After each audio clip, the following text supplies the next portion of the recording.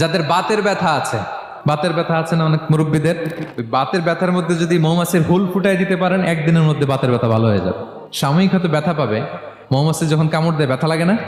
দ্বিতীয় বিশ্বযুদ্ধে রাশিয়ান সোলজাররা তারা আহত হলে অ্যান্টিসেপটিক কিনে লাগাতো না, তারা মধু লাগায় দিত, আর আহত সোলজার তারা মুহূর্তে সুস্থ হয়ে যেত। এবং এই মধুর ভেতরে আল্লাহ তাআলা ন্যাচারাল অ্যান্টিসেপটিক রেখেছেন, এটার নাম প্রপোলিস।